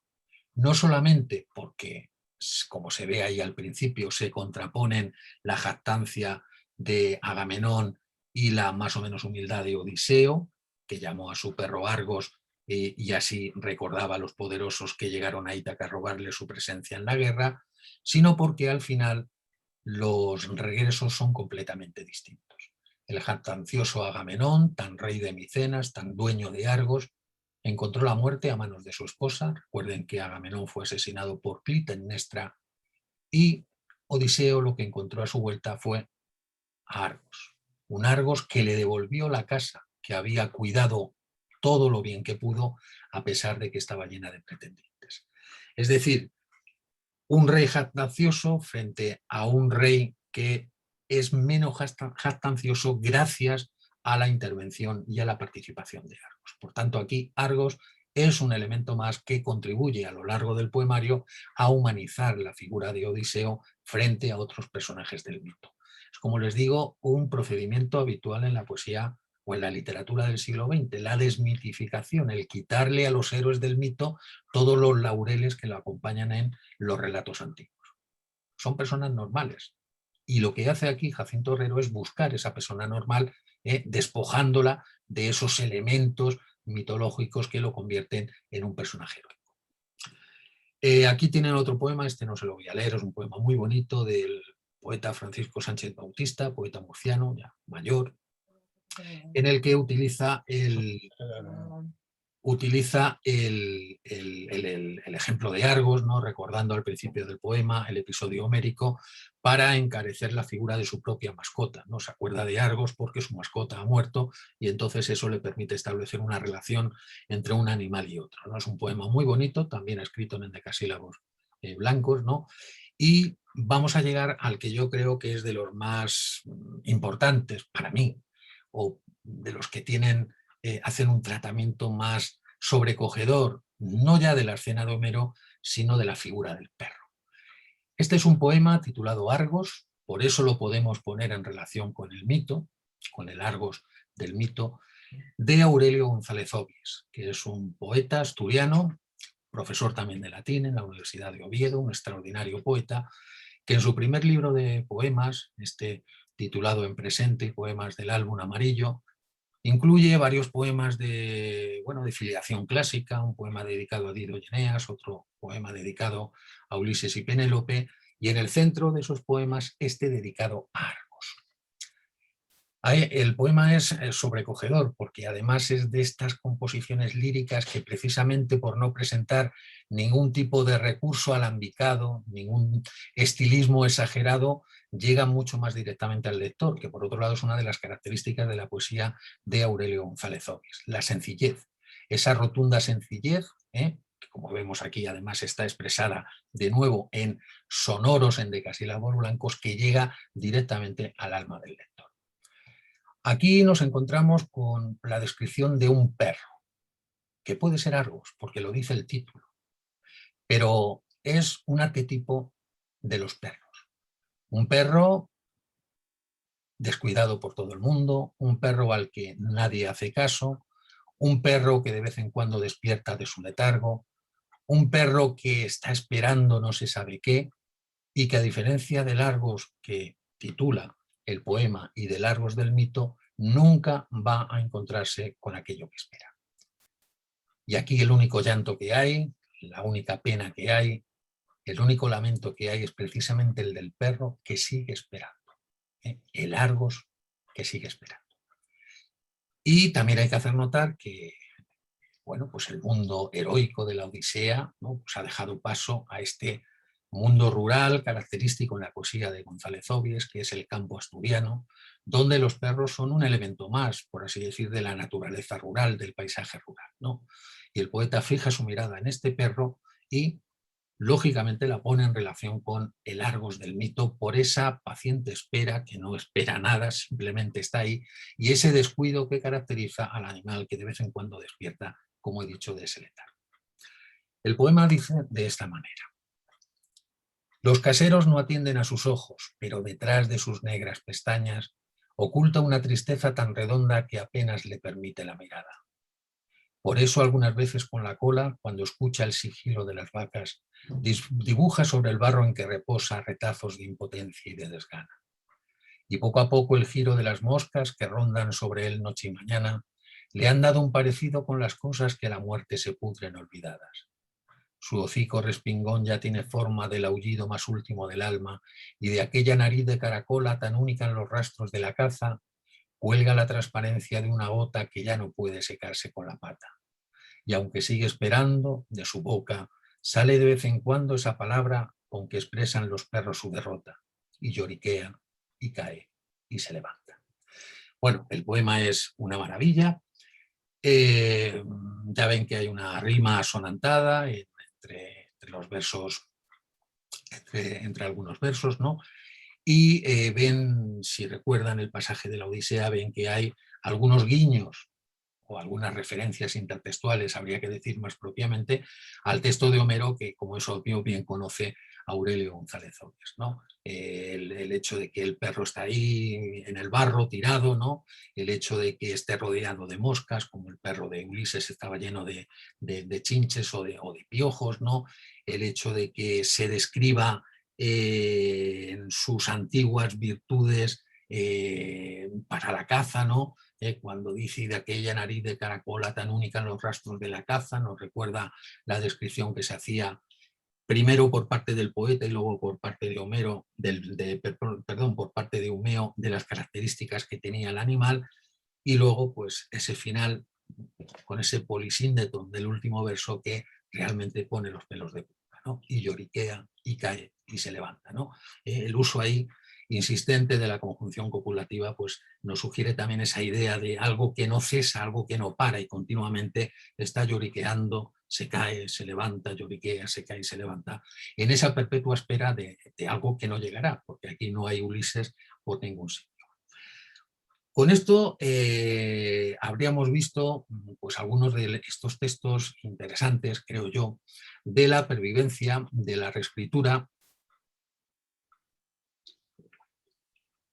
que se ha hecho en la literatura occidental del pasaje del que hemos partido. Y que demuestran, creo, que demuestran que, ya voy a acabar, una cosita más y acabo, que demuestran, creo, pues lo que les comentaba al principio, ¿no? Que a pesar de ser una escena ahí muy apartada, a pesar de estar subordinada fundamentalmente al personaje de Ulises, pues hemos ido viendo, creo, cómo poco a poco pues se ha ido independizando Argos de su dueño y se ha convertido pues, en el centro de las recreaciones que hemos visto, sobre todo en textos poéticos que bueno, lo han recreado de una manera especial. Como colofón a todo esto que les he contado y que espero que bueno, les haya servido de algo y les haya entretenido algo, espero, quiero terminar con la lectura de este texto en prosa, pero bueno, es prosa poética, que el autor del que hemos hablado, Aurelio González Obies, publicó en el diario La Nueva España, en el que publica habitualmente algunas contribuciones, tiene una columna donde publica habitualmente, y que sacó el 6 de febrero del año 2013 un texto titulado La casa sin ti, y que está dedicado a Argos, pero no a Argos, el perro de Ulises, sino a Argos su propio perro, porque no son pocos los poetas, los escritores, que han adoptado el nombre del perro de Ulises para nombrar a sus propias mascotas. Yo el caso más célebre que conozco es el de Carlos Barral, el poeta Carlos Barral, que en sus memorias incluso hace referencia a esos paseos interminables con su perro, al que le recitaba algunas de sus composiciones y que dice él que si no se ajustaban al ritmo adecuado, algunas veces el perro ya le gruñía y que era pues, un indicativo de que no iba por buen camino. Pues el perro de Obies era también Argos. Y cuando Argos murió como el perro de Ulises, le dedicó este texto que es como una elegía. Es una elegía en la que además resuenan, yo creo, ecos de la elegía más conocida de la literatura española, que es la de Miguel Hernández a Ramoncille. Hay algún eco velado por ahí, alguna referencia, alguna evocación de alguna palabra que a mí por lo menos me trae a la cabeza el texto de Miguel Hernández. Es un fragmento, es un texto que realmente emociona, porque está escrito desde el cariño, está escrito desde el dolor por la muerte de alguien que, bueno, todo el que tenga perro o tenga una mascota, pues prácticamente lo considera ya de la propia familia. Y que creo que es un buen colofón para cerrar esta charla sobre el personaje de Argos a partir de la Odisea y en la literatura occidental. Pues dice así González Obies: 14 años juntos de noche a mañana. Qué días brillantes vistos desde ahora. Fue todo muy rápido, más de lo que esperado. Llegó la vejez e invadió tu cuerpo. Se metió en tus huesos, contagió tus órganos, robó el equilibrio de tus blandas patas. Fue todo muy pronto, más de lo previsto. Todos los rincones quedaron desiertos. Quedaron muy solas todas las estancias. Dejaste el vacío que deja un humano. Lo mismo que un ser de los que nos quiere, como una persona de las que se ama. Es todo distinto así de repente, nada se parece a lo que eras tú. Te echaron de menos hasta las persianas, y la luz del día sobre el limonero, y la mesa vieja del mosaico azul y tu olivo amigo, que mira la calle, y el tiesto de barro sobre el que meabas. Te querían las puertas y los azulejos, y la estantería y el lomo del libro que tanto mordiste, y la voz del timbre y el sabor del pan, y el lápiz de goma y el nudo de hilos y la colchoneta en la que soñabas. Todo es diferente, aunque sea lo mismo. Llenabas el mundo con tus rizos negros, con tus cejas blancas encendías la casa. Te añoran los brezos, las sillas y el toldo. Todo te requiere fuera en la terraza. Te evocan los brotes que caen del camelio y las hojas secas que tira la delfa, y la regadera y el San Juan de abajo, y algún abejorro que vuela hasta el polen joven del narciso, y el jazmín que cuelga junto a la ventana, y las escaleras que subiste a diario, y el color del cielo al caer la tarde, y el rumor del mundo en torno a la noche, y la intimidad que inflama las lámparas. Dejaste una herida grande, muy profunda, como la que se abre al perder las cosas que más significan. Una época bella, una compañía fiel y generosa, la sinceridad de una mirada. Ceniza, no hay más. Ese lapso inane entre todo y nada, ese vano previo a la incertidumbre de lo más certero. Volveremos juntos, si es que regresamos a nuestros orígenes. A corretear por la primavera, a lanzarte un palo. Perdonen que me emocione, pero es que este texto siempre que lo leo pues me emociona, ¿no? A corretear por la primavera, a lanzarte un palo, a jugar con lascas. 14 años juntos, qué fugacidad. Quedaron muy tristes tu hueso y tu erizo, tu nombre y tus trapos, todos tus muñecos, todas tus costumbres. Lloró la jirafa. Muchas gracias.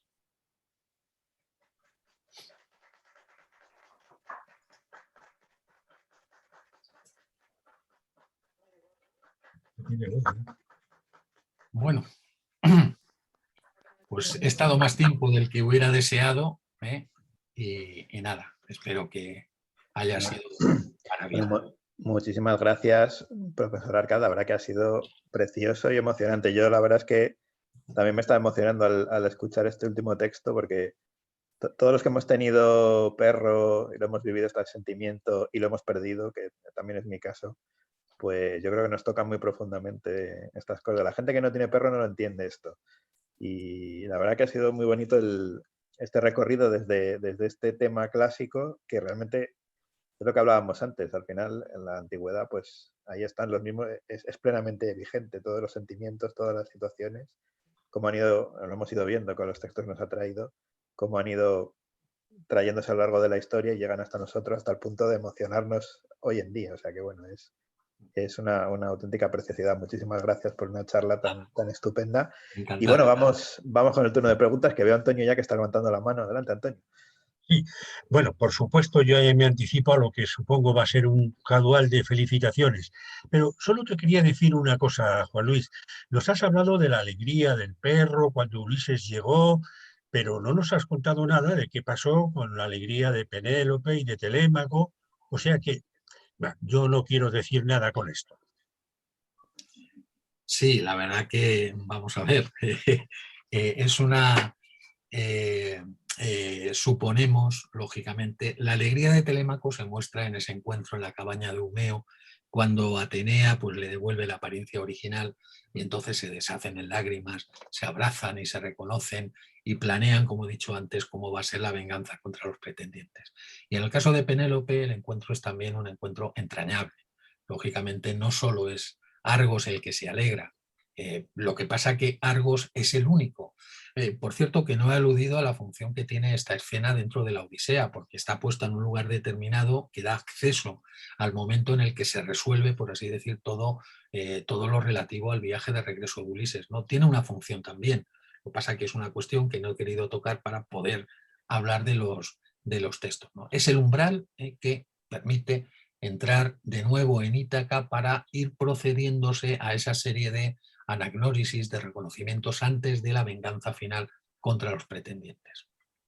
No, si yo no quería decir que nos lo explicaras ahora, yo quería decir que como parece que más que llegar, prefiero saber que ya estoy llegando, pues que a lo mejor en un futuro...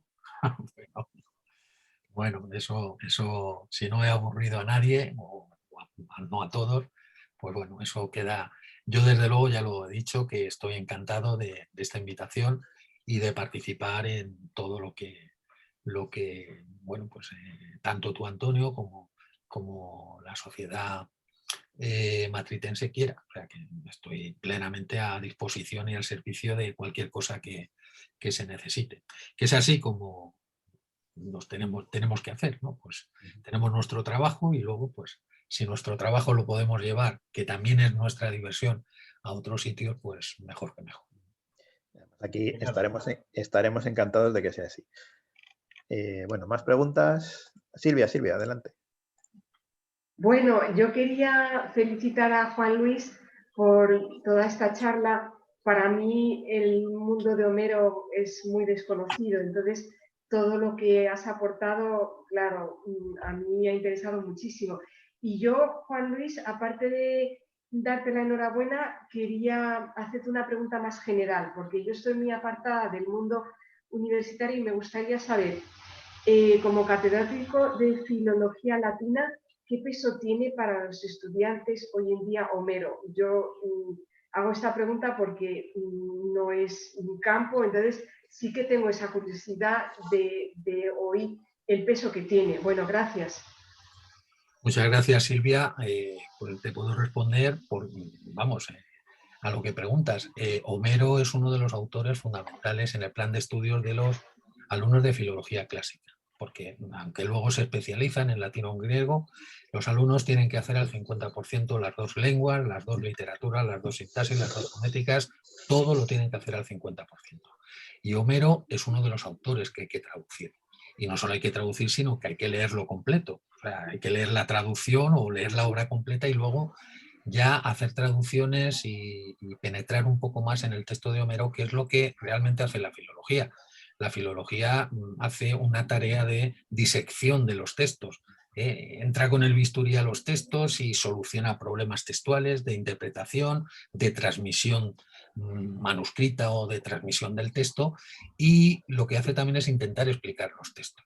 Aquello que no se entiende o que se ha entendido de una manera y hay que entender de otra, o que se puede entender de distinta manera, es el cometido de la filología. Y por ese motivo los alumnos de clásicas son los que tienen el texto de Homero, pero vamos, como el de Virgilio, como uno de los textos que tienen que estudiar. Virgilio, Ovidio, Homero, Tucídides, Jenofonte, Demóstenes, Lisias, en fin, todos los autores más importantes de Grecia y de Roma, los que caben en un plan de estudios tan raquítico de 4 años como el que tenemos ahora, pues los tienen que estudiar. Otra cosa son los alumnos de otras especialidades. Para esos, pues hay que meter a Homero, a Virgilio y a otros poetas, hay que meterlos con calzador y convencerlos de que esos autores forman parte de los textos fundamentales de sus filologías, aunque no sean de filología clásica. A los de hispánicas no hay que convencerlos demasiado, porque la literatura española bebe, entre otras tradiciones, fundamentalmente de Grecia y de Roma. O de Roma o de Grecia a través de Roma. Pero no se puede leer, ni entender, ni interpretar la literatura española sin tener un conocimiento o tener en cuenta el mundo clásico. Pero es que pasará lo mismo con la literatura francesa, con la literatura inglesa, con la literatura alemana, con la literatura italiana, sus respectivas filologías, y también con la literatura inglesa, como he dicho. Y lo digo porque yo tengo alumnos, yo imparto una asignatura que es mitología clásica para alumnos de primero de inglés, a los que les cuesta un trabajo enorme y un esfuerzo enorme entender que los textos clásicos, Homero, Virgilio, Ovidio, fundamentalmente estos, ya no entro en otros un poco menos conocidos, son fundamentales para su literatura, que tienen que leerlos, que tienen que conocerlos, que tienen que saber mitología clásica, porque es la única manera de que cuando ellos ejerzan su trabajo de filólogos, pues hagan una edición de Shakespeare, una edición de Marlowe, una edición de cualquier autor, de Lord Byron o de quien sea, pues sepan reconocer, comentar y buscar en las fuentes los datos mitológicos que tengan que comentar en una edición, en una nota a pie de página, porque todavía no seguimos encontrando ediciones de textos hispánicos, por ejemplo, con una anotación en relación con los datos de la antigüedad, de mitología, sobre todo, que es realmente espantosa.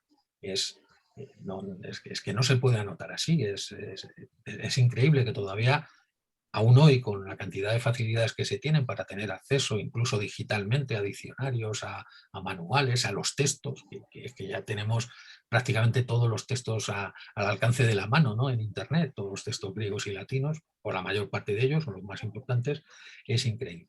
Por tanto, los de clásicas lo tienen ahí, y Homero es un autor que enamora, ¿eh? Aparte de que es un autor muy difícil, es un autor que enamora. Igual que ocurre con Ovidio, es un autor que enamora, ¿no? Pero a los de otras especialidades, aun siendo de filología, todavía, no sé, y cada vez vienen más convencidos de que a ellos lo que les interesa es tener el título y ya está. No les interesa formarse en otras cosas. Rápido, venga. Si a algunos se les diera el título cuando hacen la matrícula, pues se les ahorrarían muchos sufrimientos según ellos, ¿no? Es que sufren realmente con las clásicas.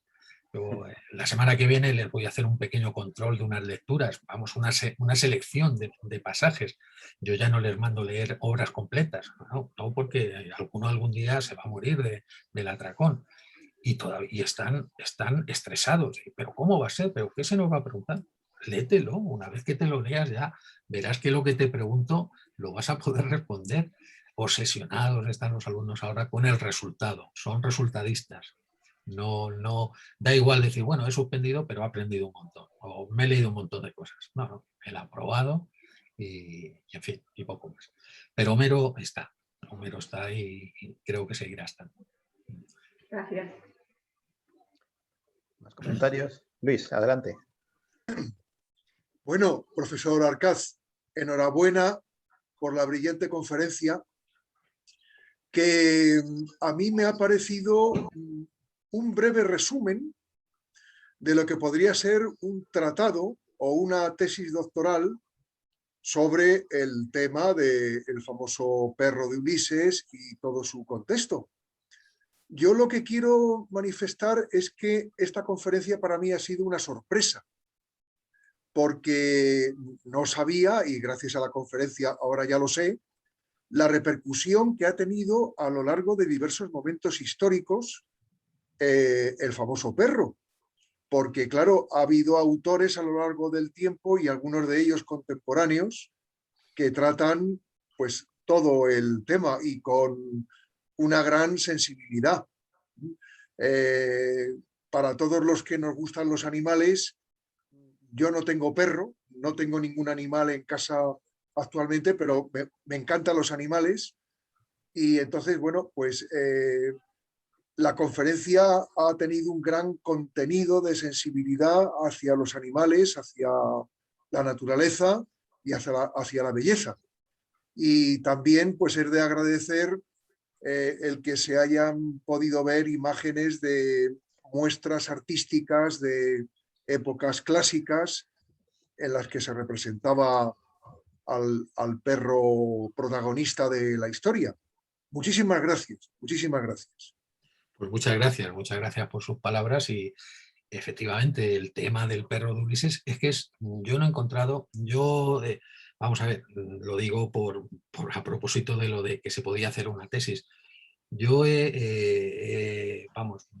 va a salir próximamente un trabajo en el que lo que hago es un comentario del tema de la figura del perro de Ulises en la poesía española reciente. Es decir, algunos de estos testimonios, más otros muchos que he recopilado, los he comentado. Pero es un tema que da para un trabajo amplio porque aparte en fin, de los breves retazos que he mencionado de Kazantzakis, de Jean Genot y de otros autores, pues todavía quedan muchas obras por inspeccionar y ver qué hay, ¿no? Qué hay del perro de Ulises. Aquellas en las que aparece el tema odiseico, pues a ver qué tratamiento recibe. Por ejemplo, no he mencionado el hecho de que en el Ulises de Joyce, que antes de la charla, pues no sé si era usted quien lo estaba comentando, ¿no? Sí, era yo, sí. Pues ahí incluso en el Ulises de Joyce aparece, no Argos, pero sí aparece el perro Athos, que es el perro de Rudolf Bloom, el padre de Leopoldo Bloom, y que, bueno, por unas intervenciones en distintos momentos de la obra, se habla de ese perro como un perro con el que su padre Rudolf tenía una especial relación, sobre todo durante el tiempo en el que había estado convaleciente en la cama, durmiendo al lado del perro, en fin, que incluso ahí hay algo de la Odisea y del perro de Ulises. Además, el perro se llama Athos, que se parece bastante a Argos. Ahí hay una relación incluso sonora, ¿no? Fónica entre el nombre de uno y el nombre de otro, ¿no? O sea que ahí habría que indagar más y hay seguramente más obras y más poetas actuales que se han hecho eco del tema del perro, que ahora, claro, también vivimos en un momento en el que por sensibilidad hacia el mundo animal porque también la escena de Homero se lo merece, porque es una escena preciosa, emociona el final ese rápido con la manera en la que Homero cuenta cómo muere el perro, pues es desde luego emocionante. Es una escena que a cualquier poeta le puede despertar el interés y las ganas de escribir algo relacionado con el perro. Porque los temas clásicos siguen presentes en la literatura, esto no se ha agotado.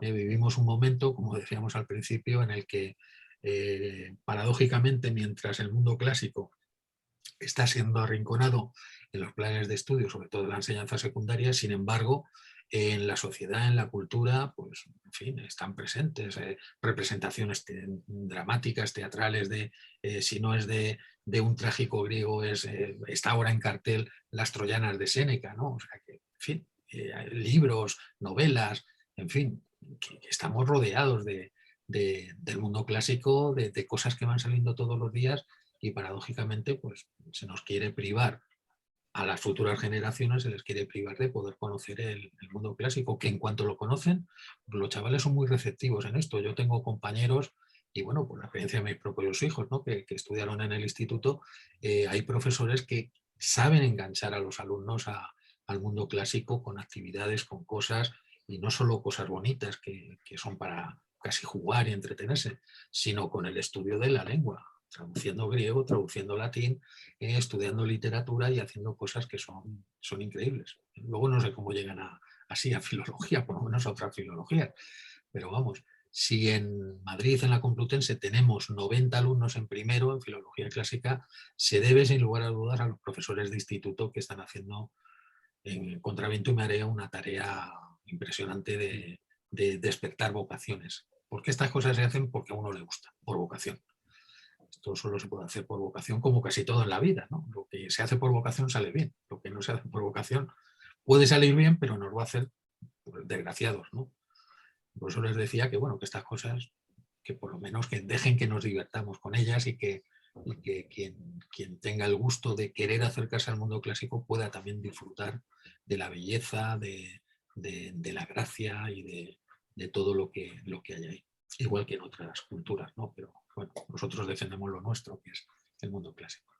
Muchas gracias por sus palabras. Iba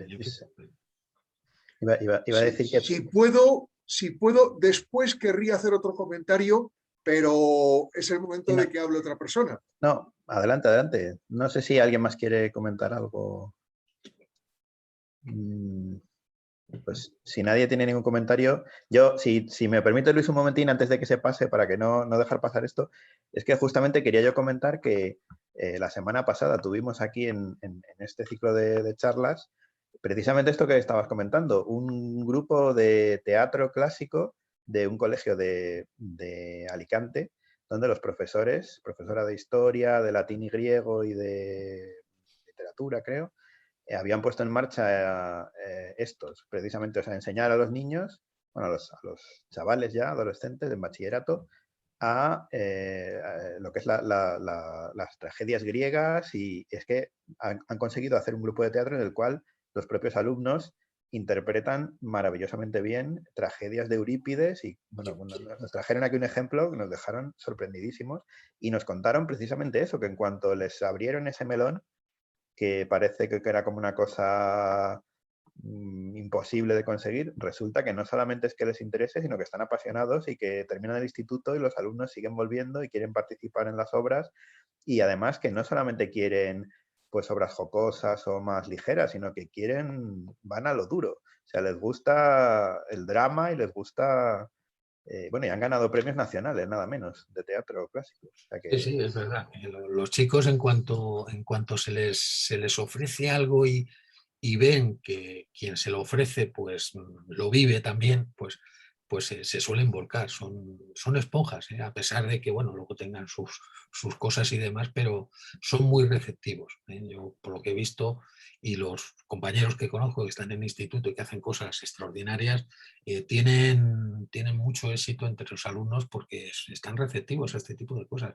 Son distintas, son nuevas, y que ven además, bueno, pues que tienen una serie de valores que merece la pena conocer y merece la pena reflexionar sobre ellos, porque no son tan superficiales tampoco como parecen, ¿no?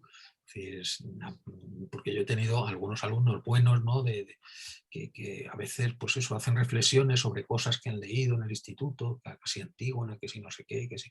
Y decir, oye, pues sí que te ha calado hondo el tema, ¿no? Eso es que tus profesores lo han hecho bien y han despertado en ti el interés por reflexionar sobre algo, ¿no? Y te han hecho ver sobre todo eso, porque parece que está mal decirlo, ¿no? Pero hay textos que tienen una serie de valores, que el texto no solamente es un artefacto que hay que desmontar como si fuese un mecano, el texto también está hecho de cosas que dicen, que hablan, que llegan al lector, ¿no?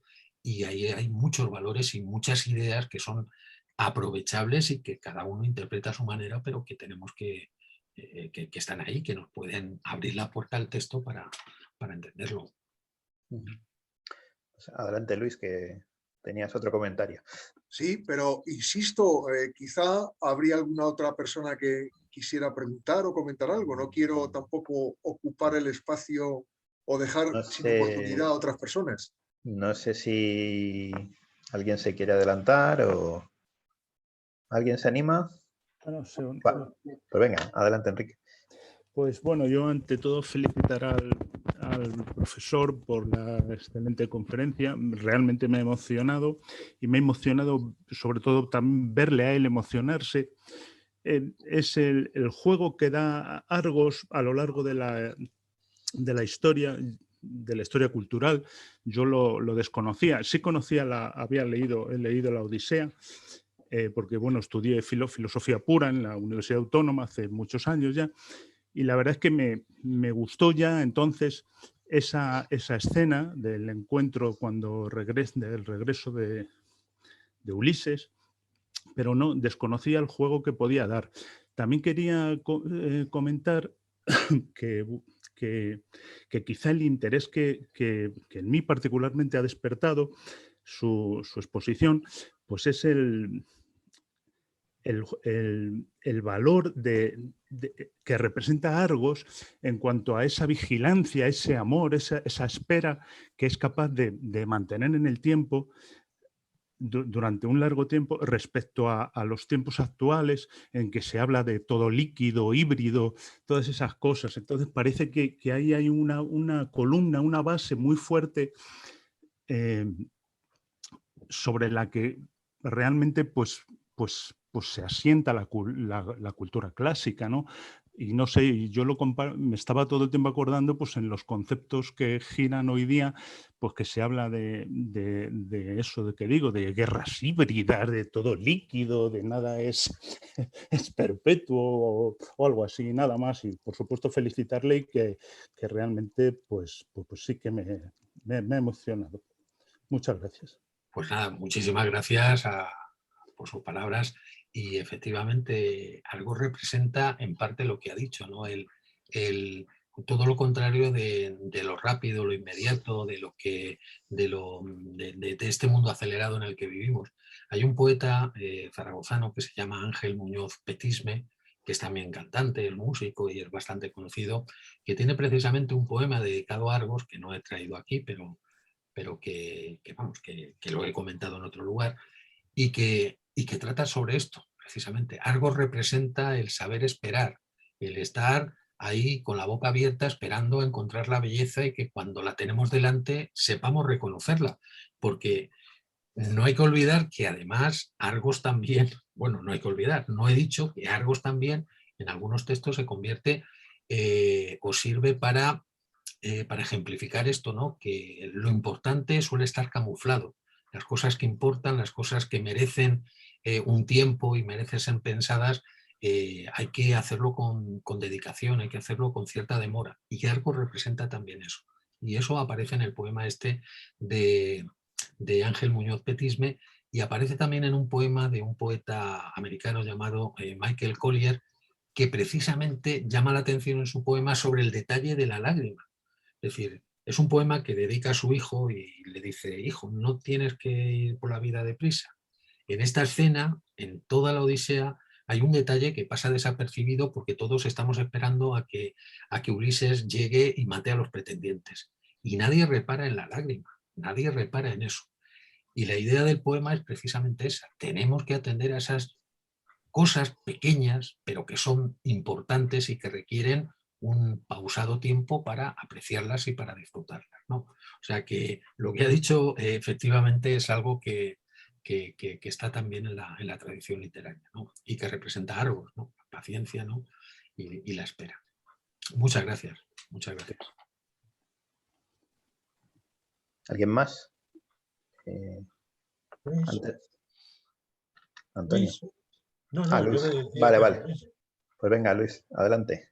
Bueno, pues continuamos un poquito con las emociones de los animales y entonces yo quería recomendar a los asistentes, a quien no lo haya hecho así, la lectura de un libro de Camilo José Cela que se llama Viaje por el Pirineo de Lérida. En este viaje, Camilo José Cela habla en primera persona y se hace llamar él a sí mismo el viajero a lo largo de toda la obra. Entonces, al poco de comenzar su viaje por el Pirineo de Lérida, pues un perrillo vagabundo se le une y se convierte en su compañero de viaje. Entonces, hacia el final de la novela, una vez que ha pasado el túnel de Viella, que ha salido del Valle de Arán, y empieza a bajar por el valle de un río que se llama Noguera Ribagorzana, pues entonces pasa un camión, atropella al pobre animal y lo mata. De manera que tiene que abandonar el cuerpo porque no le puede ni siquiera enterrar y tiene que seguir su viaje. Entonces, él se queda muy triste y empiezan a llegar negros nubarrones que empiezan a descargar agua y entonces él quiere encender un cigarro para fumar, pero se encuentra que los fósforos se le han mojado. Y hay un momento crucial en el que dice: y el viajero no pudo encender el cigarro de su soledad. Es un momento que cuando lo releo me emociona. Me emociona. Entonces, bueno, pues es una recomendación de lectura que me permito hacer. Sí, sí, con un perro de protagonista, igual que ocurre en el libro de Tobías, ¿no? Porque hay algún trabajo por ahí que ha intentado poner en relación la Odisea de Homero y este pasaje con el libro de Tobías, que se parece bastante a lo que acaba de contar de Camilo José Cela, ¿no? El perro que se une a Tobías y al arcángel Rafael en busca de ese tósigo para curarle la ceguera a su padre y demás, y que le acompaña alegremente durante todo el viaje de ida y de vuelta, ¿no? Bueno, pues, sí, hay un libro, antes también se me ha olvidado señalar que también, por supuesto, el perro de Ulises Argos está presente en la literatura infantil y juvenil, lógicamente, ¿no? Es un tema no solo como para contar la Odisea desde el punto de vista del perro, o contar el tema de la guerra de Troya desde el punto de vista del perro, ¿no? Darle la voz al perro para que la cuente, sino también hay algunas novelas juveniles que remedan en algunas de sus partes el episodio de Ulises y Argos. Yo les recomiendo, ya que estamos con recomendaciones, un libro de Gonzalo Moure, que es un escritor de novela juvenil extraordinario y que se titula Fango, donde aparece insistentemente el fondo de la escena de Argos y Ulises de la Odisea. porque el protagonista es un niño que cuenta como un chaval, pues se conoce el mundo a través del contacto que tiene con los perros, con perros callejeros, con perros que cuida a un amigo suyo, que los coge de la calle y demás, y entre ellos se encuentra este que da nombre al libro, Fango, que ya por el título recuerda un poco a la situación en la que se encontraba Argos, y que en algunas de sus partes tiene ahí hay una cierta cercanía con la historia de Argos, ¿no? Es un libro muy bonito sobre los perros o sobre la relación entre los niños, los chicos y los perros, que también es interesante, ¿no? Dentro de esa literatura infantil relacionada con el episodio. Pues casi voy a aprovechar para leer, que lo teníamos por aquí, nos lo había comentado, un mensaje que ha dejado Carmen, que ha tenido que irse un poco antes de finalizar la charla. Dice: lamentándolo mucho, tengo que marcharme.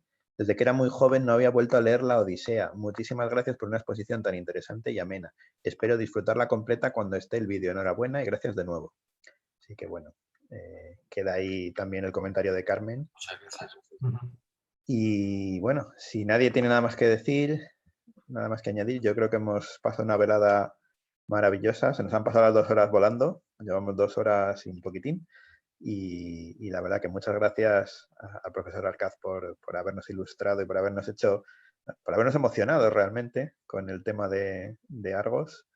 Y bueno, espero que hayan disfrutado, yo creo que sí. Y nos vemos en el próximo día, que no tengo aquí, voy a consultar un momentín, si me permiten, cuál es nuestro próximo. Ah, de acuerdo. El próximo día tenemos Zarzuela, el día 11 de mayo, pues tenemos la conferencia Nuestra Zarzuela por Almudena Arribas Vergado, que además tengo entendido que aparte de contarnos, de darnos esta conferencia sobre la zarzuela, nos va a tocar alguna pieza al piano imagino que no sé si hará alguna selección de zarzuela o bueno, ya veremos, pero creo que vamos a tener música también en directo, aunque sea con el sistema este del Zoom, que pierde bastante, pero bueno, les animo a que nos acompañen en el próximo día 11 porque seguro que va a estar interesante. Y bueno, muchas gracias por la asistencia y nos vemos entonces. Hasta pronto. Gracias. Gracias. Gracias. Muchas gracias.